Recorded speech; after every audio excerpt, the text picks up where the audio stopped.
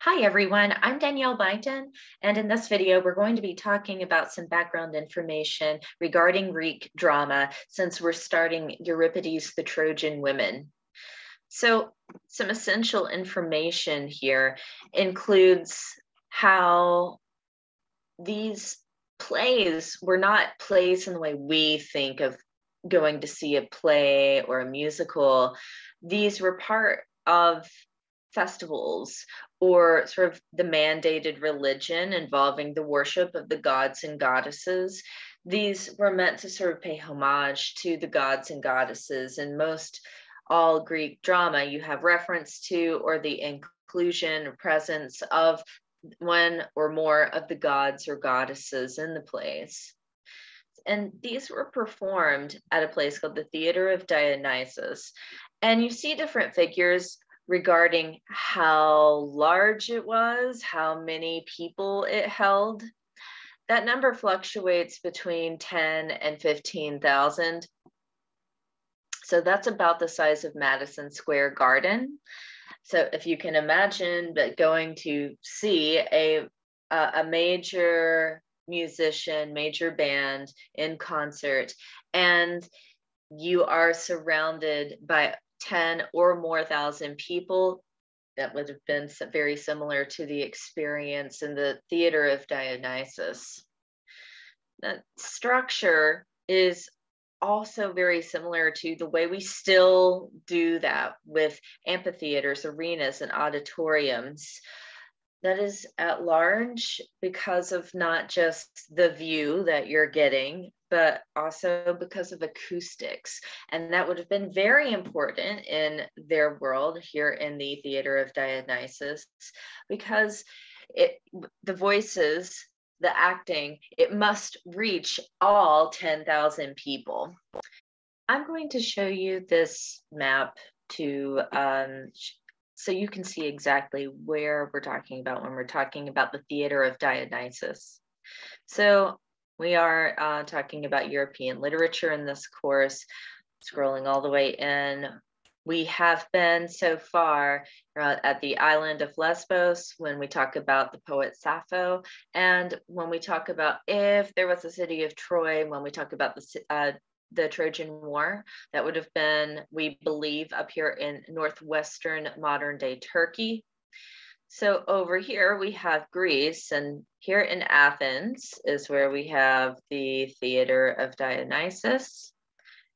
Just going to scroll all the way in so you get an idea of how absolutely large this was. So here's the Theatre of Dionysus. I want to point out one other thing here. You have the landmark of the Acropolis listed and the Parthenon. So you can see the terrain is marked a little differently here. This is much higher up in elevation than the Theatre of Dionysus. So here is the image of that. So the much larger structure is the Parthenon, and then the smaller structure on the hill there is the Acropolis. These are places of worship. So you can see how it's tied into the Theatre of Dionysus, since it's just like right downstairs, basically. So the Theatre of Dionysus, as you see in this aerial view here, down in that pit, that's the stage. That's where the performers would have been. And all of that area almost makes a U shape around that stage. That's the remains of the seating. So now that you have that information, I'm going to come back to your PowerPoint.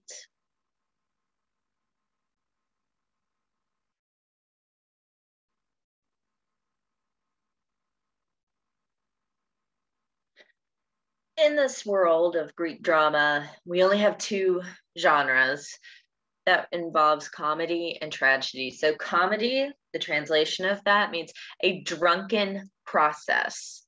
So it's very slapstick, a lot of one-liners, a lot of physical humor. These could also often involve sorts of sketches or scenes that are mocking the modern day issues or politics. Again, just like something like SNL. And our other genre, tragedy. This translates, if you read the introduction to Greek drama in the Norton Anthology of World Literature, it translates to goat song, and that probably sounds really bizarre. It has nothing to do with like the sound that a goat makes, but rather this is about their world where they sacrifice animals as offerings to their gods and goddesses. And one of the main reasons that sacrifice would have been practiced is to appease a god or goddess if maybe they've accidentally been made, or on purpose, made angry or upset. So they will stop punishing the person or the city or whatever. So the goat part is about the sacrifice. The song is that it keeps going. That's what happens with the fall of Troy. All the content, the characters that we just talked about in the Trojan War, in the Iliad, though in my other videos, that fall of Troy, that loss of the people, that loss of the civilization, that story keeps being told over and over again. It's sort of like Freud's trauma theory, or in a sense, the general practice of therapy, counseling, psychiatry, the talking, or even if it's something you work on your own, like journaling, or just to talk to a friend, you're trying to get it out of your system. You're trying to get the rage and the grief out of your system. Now, the way that the plays and performances worked before Euripides, this would have been about 200 years before Euripides, was a little different. So we can see, even though it's not quite like our content, of course, when we read a Greek play, it's not like modern content, but we have what we can identify as individual characters. We would cast an actor to play that character, another actor to play another character. But you notice there is a group called the chorus. In some translations of the Trojan women, they are called the women as opposed to the chorus.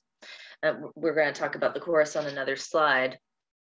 Before Euripides' time, the way in which it was different was there was no separate singular actor. We know that that changed by at least this time with extant source material, where we don't even have the whole play. We have a character named Thespis, and this stage direction that's going on with his name means he stepped out of the chorus. So that indicates, oh, this wasn't someone being a part of the group like the chorus, where they're all speaking in sync. They are singing together in sync, like a choir, often moving and dancing in sync, like it's all choreographed, right? This person stepped out from the chorus and they were a singular actor portraying one character.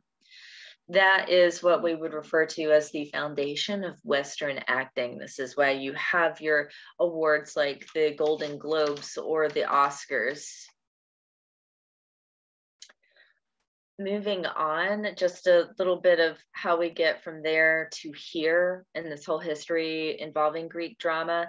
After the era of Greek drama, when Christianity begins to spread across Europe towards the West, you no longer have an acceptance or desire for theater as it was in the ancient world, because it was, remember, part of the state religion, part of the worship of the gods and goddesses.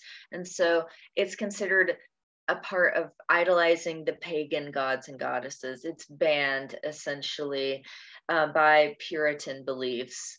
Now you start to have variations that resurface by the middle and late Middle Ages, things like morality plays. And these are plays as we would recognize them, just like in the Greek drama, in the Greek drama era. But these morality plays and such, they're about portraying why it's important to be moral, why it's important to be a good person. Also, they share philosophies from the Bible, or they portray scenes or stories from the Bible. Now, it becomes more secular meaning not for or against religion, just sharing a story like most of the things you would watch on Netflix or Hulu. That we turn back to that, what we would be more familiar with, like our storylines by Shakespeare's age, by the early modern period. One person in particular who kind of resurrected Greek drama, and it influenced some of the early modern drama writers. This was a person named George Pill. Last name is spelled Peele. And he was very interested in translating Greek, specifically plays. And we believe that that influenced people like Shakespeare or his other contemporaries with some of the elements of Greek storytelling in the plays.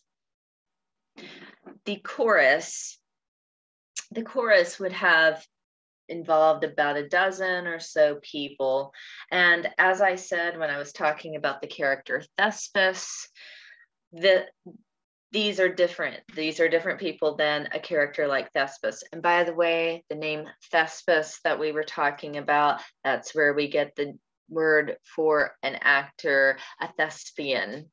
So the chorus members don't really have individual identities. They have something that bonds them, and they're kind of like one collective community, one body of thought, a collective consciousness.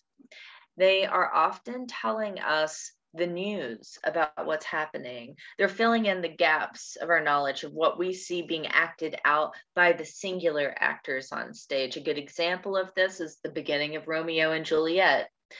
Two households, both alike in dignity, in fair Verona, where we lay our scene. So right there in the first couple of lines or so, it's indicating to you what's going on. We have two families. We know it takes place in Verona. And then it's going to go on to tell us they are feuding. So the chorus tells us what's going on, and they do it together in one whole voice. That's the tradition of the chorus. There are variations of the way it's performed now, which is called dovetailing, where one person says a few words, then the next person in the chorus finishes their sentence, and it just keeps going from across the whole chorus, across each person, kind of like a type of surround sound. But it's still the same idea. It's still one whole body, like one whole character, figuratively. Some thoughts you might apply to this. I start you off with one here, if this helps you with, say, visual responses or the paper proposal assignments in my class.